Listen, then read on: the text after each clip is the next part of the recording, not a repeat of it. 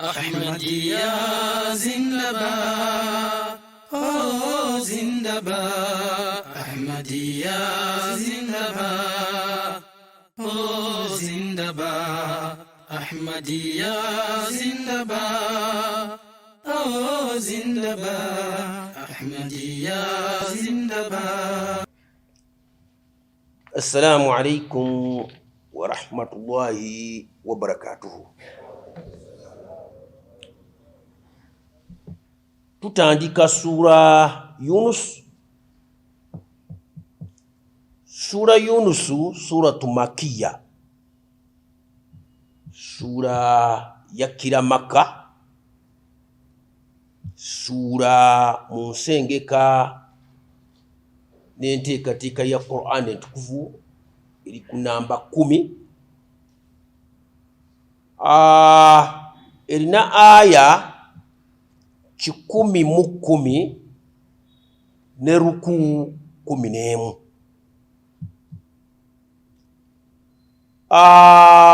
Kitegereke bulungi nti Qur'an Entukuvu ewa buli sura erinnya lyayo. Kino tekiri necessary nti essura eyo erimu ebikwata ku linnya eryo lyokka. Mubaamu ensonga ndala mpitirivu, naye kiba kyetaagisa ensonga eyo evuddeko erinnya eryo okutegeerekeka obulungi.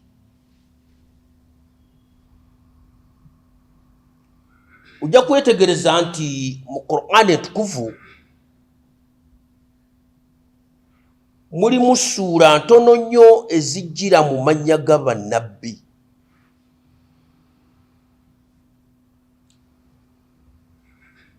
Tulinayo Surah Ibrahim,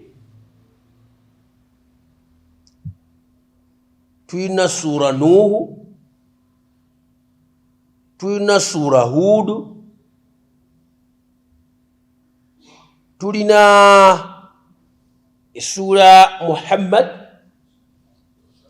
sallallahu alaihi wasallama, ne tubeera ne Surah Yunus.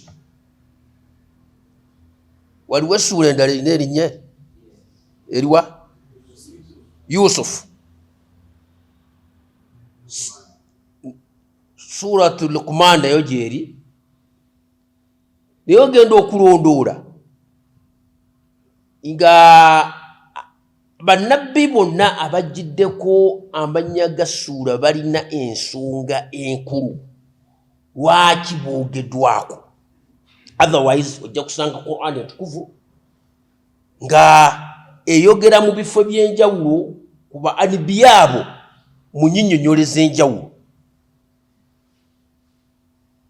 Nga boogera ku bannabbi naakola kino naakola kino, osanga mu kifo ky'enjawulo boogera ku Nabbi sallallahu alaihi wasallam, ne boogera ku Yunus mu kifo ekimu, ne boogera ku Ibrahim mu kifo ekimu, naye okuteekawo specifically nti eno ssuura gundi lwa ku highlightinga the importance of that name or that title given to that particular chapter. Olw'okulaga obukulu w'erinnya eryo eriweereddwa essuura eyo. Hazrat Yunus alayhi wassalam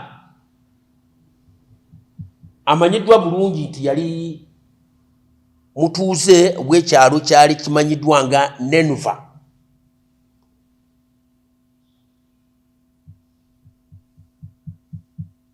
Ne mu Bayibuli ekyafaayo kya Nabbi Yunus, mpozi eri mu Bayibuli bamuyita batya? Yona. Kikulu era kyetaagisa okutegeera. Ate n'abeerako ne referensi ndala enkulu ennyo ummatu muslima yeesaana okutegeera.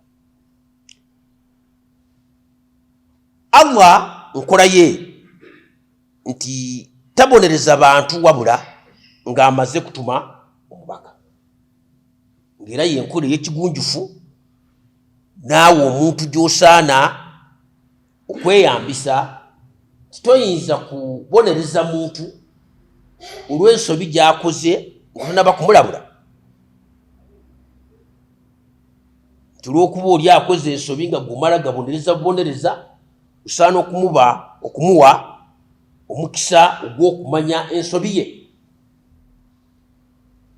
N'olwekyo teeka lya butonde mu Qur'an Entukuvu Allah alitunnyonnyola ti wama kunna mu'adhibiina hatta nab'atha rasula. Tetubonereza wabula nga tumaze okutuma omubaka. Kakati omubaka oyo aba atumiddwa mu bantu ababa boonoonye, bamenya amateeka ga Katonda, abanyiizizza Mukama Katonda. Allah amussizaako ebisuubizo eby'okubonereza aboonoonyi. Ebisuubizo ebyo birimu emitendera ebiri. Ebisuubizo ebisooka bimanyiddwa nga wa'adu, nti Allah asuubiza abantu abo okubabonereza.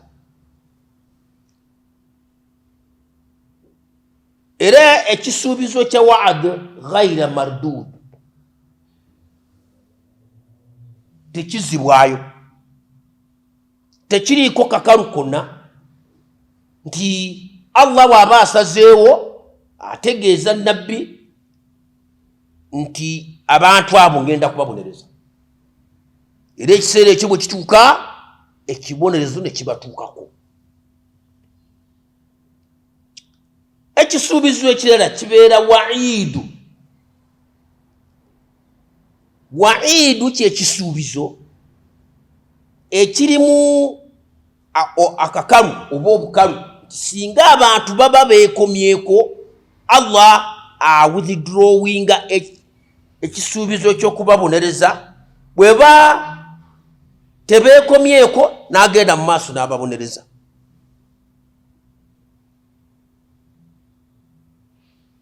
Emirundi egisinga Allah awa wa'ad, bantu bajeemye bategeeze ngenda kubabonereza. Kizze kibaayo mu byafaayo bya bannabbi.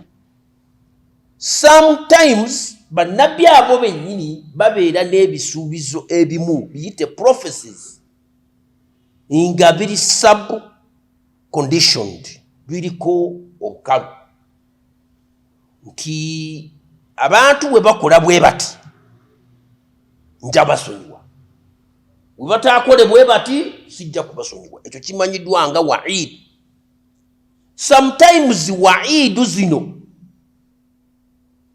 bannabbi bennyini tebazitegeera bulungi, kuba nabo basharu mithluna, bantu nga ffe.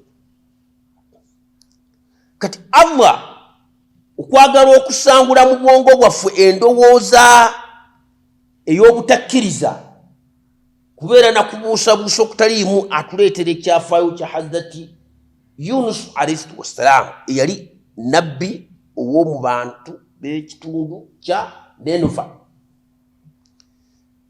Oluvannyuma lw'okusiitaana n'abantu be nga balemedde ku bwonoonefu, Allah yasuubiza Hazrati Yunus alayhi salatu wassalam nti abantu bo singa baba tebeekomyeko ngenda kubabonereza. Ekitegeeza wa'idu. Kati Hazrati Yunus alayhi salatu wassalam amanya ekiseera Katonda kye yasuubiza okubonereza abantu abo.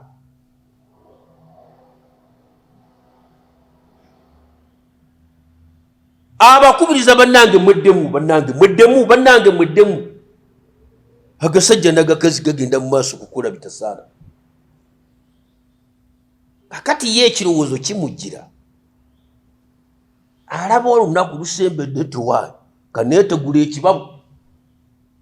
si kulwa nga mbonerezebwa bumu n'abantu bano ne yeetegula ekibabu n'ava mu kyalo ekyo nga tannafuna kiragiro kya Katonda nti vaawo genda.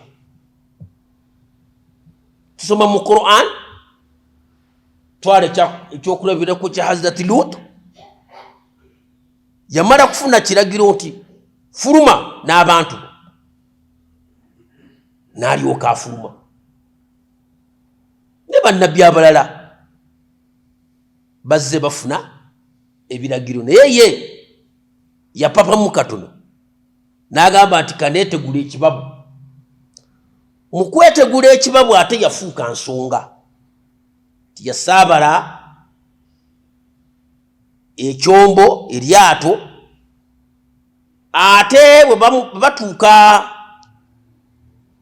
ebuziba gemakkati g'ennyanja, ennyanja n'esiikuuka. Ennyanja bw'esiikuuka, eryato lye yatambuliramu lyali abantu nga bakkiriza mu kweraguzalaguza. Kakati omu kwe kugamba nti muffe muno mulimu ow'ekikwa, Katonda gw'atayagadde kutambula naffe yatuleetedde ekizibu kino. Tusuule akalulu kagwa ku Surat Yunus nti yabaleetedde ekikwa. Ensalawo yaabwe yali yakumusuula mu mazzi. Tutuzikiriza, genda. Basuula musajja wattu nga basuula mu mazzi ng'ennyanja eteeka nga batambula bali bagenda. Kati musajja wattu aba akyali awo mu mazzi agezaako amize yeewomye ng'evaayo ekyennyanja lukwata ng'emumira. Lukwata kyo kyennyanja kinene nnyo, bw'obeera mu lubuto mubeeramu enough oxygen kinene, obeera ng'ali mu gusenge nga guno, ng'abeera omwo okumala akaseera, agenda okulyalayizinga nti mu butuufu kirabika nsobezza Mukama Katonda wange. Mu kyennyanja omwo n'asaba Mukama Katonda. Katonda ye kye yakola, yalagira ekyennyanja ekyo lukwata kigende kimuseseme ku lubalama lw'ennyanja, the other side of the sea. Ne kimusesema, era naawe okiraba bulabi, omuntu abadde mu lubuto lw'ekyennyanja ekinene bwe kityo, era abadde mulwadde kyamusesema, n'amala akaseera ng'ali ebweru awo, n'ayiyawo engeri y'okubaawo, n'azimba akayumba akasisira ku lubalama lw'ennyanja eyo. Yalwamu okumala akaseera, era akasisira ako kaamala ne kamerako ekiryo ne kimera. Mumanyi bulungi omuzimba akasisira ebiseera ebimu ekiryo kiyinza okumera. Ekiryo kyekyo ekibeerako endeku oba obulekuleku, mukitegeera bulungi, ne kizinga bulungi akasisira ako. Kugamba nga si kyangu yadde abayise okutambula okumanya nti wano wasulawo omuntu, ye n'abeera omwo. Ekiseera kiba kiyiseewo ng'atetenkanya nti kaakati ebiseera by'okuzikirira kw'abantu bali bisaana okuba nga bituuse. Abuuza abantu bye yali alabye nti abantu ekyalo gundi kiri kitya? Abamugamba nti ekyalo nenuva nti abantu balungi, ne juzi nabadde n'egundi, ne luli nayogeddeko n'egundi, ne luli nayitayo ndengera nesuubula ebintu gundi. Yunus n'asoberwa nti abantu abo Katonda yali ansuubizza okukola okubabonereza, ate bakyaliwo. Sijja kuddayo eyo. Lan arjaa ila qaumi kadhaaba, sijja kudda eri bantu bange nga ntwalibwa okubeera omulimba tinawe ebiro ekiragiro amini ekisuubizo nalanga okulanga okw'obulimba kazi ye bwe yasaabala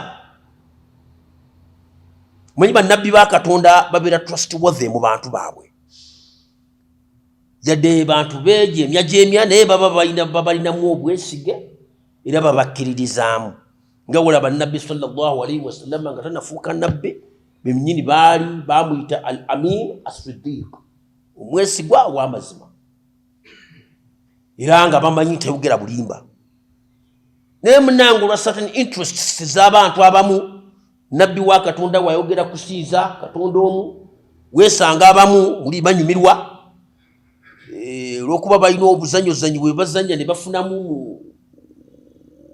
byawongo ne byalubaale batera nnyo okubuzaabuza abalala ne weesanga abantu tebakkiriza naye ng'abantu basigala balina obwesige mu musajja oyo ali kweyita nabbi.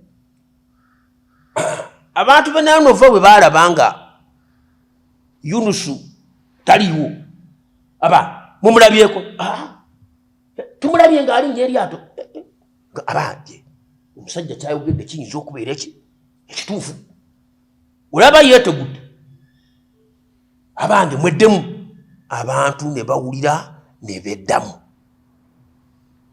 bwe beddamu ne beenenya ebibi bye babadde bakola Allah n'awugula ekibonerezo ekyo ne kitabatuukako ng'eyo ebadde waid ekisuubizo ekibaddemu akakalu.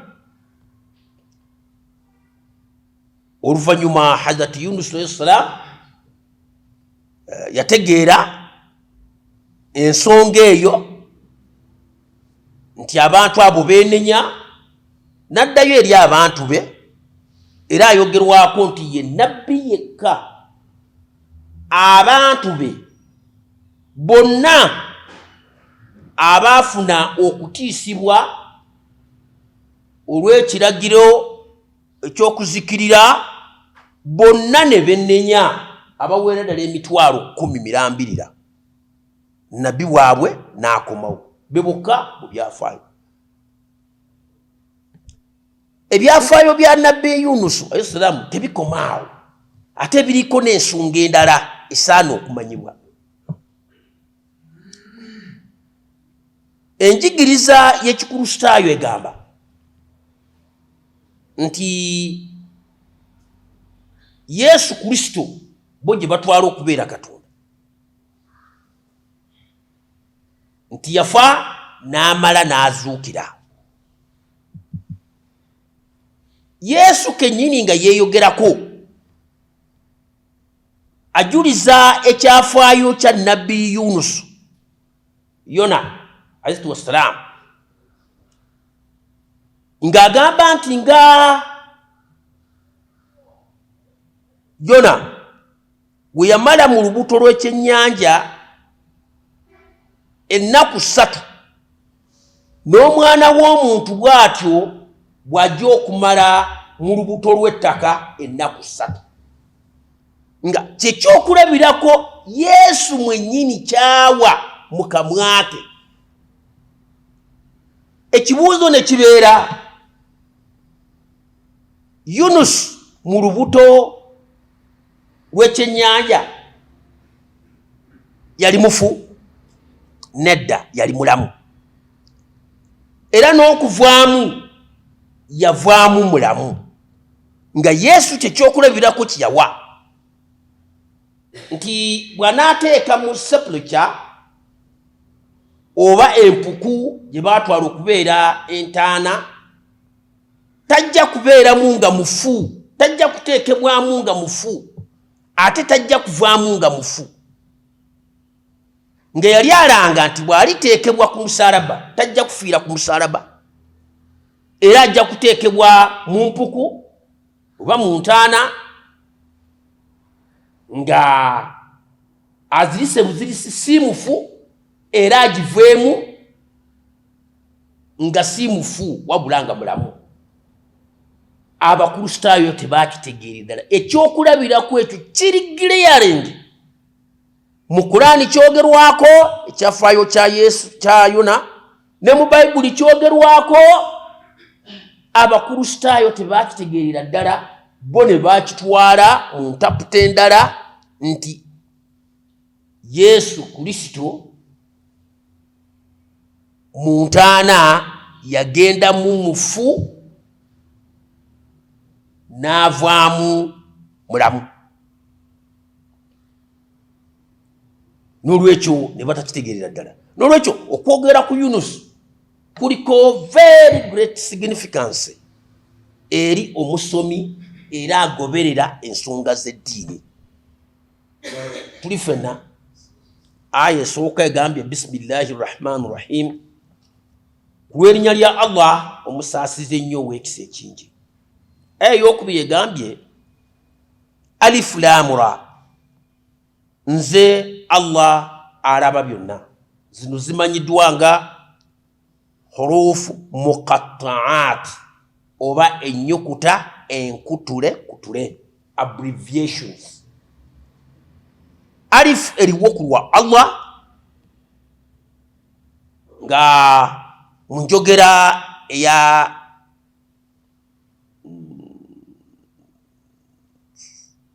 saraf eyo emanyiddwa nga fa kalima, ate laamu eriwo ku lwa Allah nga eyo aini kalima, ate ra kitegeeza ara nga eyo laamu kalima. Eyo njogera ya lulimi lwa saraf wa nahawu. Nahawu yo ekwata ku nkomerero y'empeerera y'ekigambo eky'Oluwarabu, ate sarafu ekola ku kuzimba ekigambo ky'olulimi Oluwarabu. Okizimba otya, ennyukuta ozigatta otya. Omuzingo gwonna ne gumanyiddwa nga mushtaqat, engeri gye tugenda nga tugattagatta ennyukuta ezo. Kati n'ogatta mubaamu amasomo abiri, sarafu ne nahawu. Kati alif lam ra ana Allahu ara, enkola eyo Qur'an kye kitabu ekyasooka okukozesa abbreviations. Omulembe guno abbreviation is a common way of writing. Nkola ya emanyiddwa ey'empandiika. Abantu tebakyamalayo mannya naddala, bo bateekako abbreviations, bawandiika ennyukuta mu bufunze.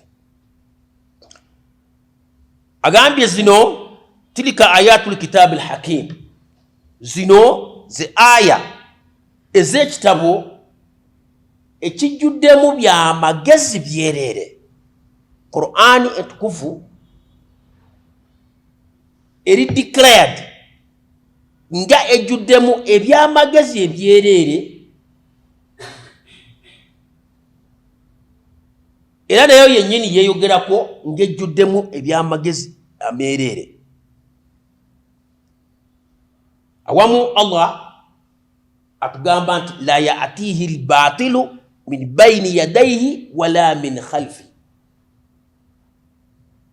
Teri kya bulimba kisangibwa mu Qur'ani, si mu ebyo eby'emabega oba eby'omu maaso gye bulaga. Ate awala Allah n'agamba wama huwa bilhazl, nti ebiri mu Qur'ani si byebintu ebigootegegooteke, ebigootekegooteke bwe bityo ebijjudde obulimba oba akatogo. Qur'ani si hazal. N'olwekyo aya nyingi zidikiraringa Qur'ani okubeera ekitabo al-kitab al-hakim, ekitabo ekijjudde eby'amagezi ebyereere. akiwakanya kiri on him or her okuprovinga nti Qur'an kino kyegamba kya bulimba oba si kya magezi. Aya yokusatu egambye akaana linnasi ajaba abafu kyewuunyisa nnyo abantu an auhaina ila rajulin minhum nti mubo bennyini mwe tujja omuntu ne tumubikkulira ne tumutuma an anziri nnasa nti labula abantu ku bikyamu bye bakola wabashiri alladhina amanu ate owe n'abo abakkiriza encouragement amawulire ag'essanyu agabagumya anna lahum kadama sidiqin inda rabbihim nti their stand nti ekkubo eyo lye bakutte lyetuufu okwolekera eri omulezi bwabwe era webasimbye ekigere wagumu. Qala alkafirun ekyembiye batakkiriza bagamba inna hadha la sahirun mubin abatumiddwa nga ava mu bo bamutwala okubeera nti ono oba mulogo oba mulimba bwa lwatu. This is a common trend kuva ddi na ddi mu byafaayo by'eddiini. Buli nabbi bw'atumibwa ajjibwa mu bantu be kubanga aya tugambye wama arsalna min rasuli illa bilisani qaumihi liyubayyina lahu. Allah buli watuma atuma omubaka okuva mu bantu mu bantu bennyini babeeramu ng'ayogera olulimi lwabwe asobole okubannyonnyola. Kyokka ate abantu bo basigala bakigwaniza atali waabwe nti ye yandibadde asaana ng'ono waabwe abeewuunyisa nnyo okuba nti ono muffe minibayinina yali kwogera ebintu bino. Era abatakkiriza ne bakitwala nti oba oli awo alimba bulimbi. Abamu olw'ebyamagero ebimu nabbi wa Katonda by'abayolesezza bifo ky'okukkiriza nti nabbi ne bamuwa kitiibwa kyakubeera mulaguzi.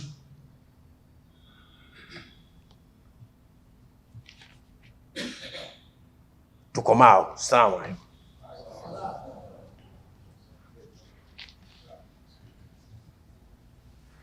صل على نبينا صل على محمد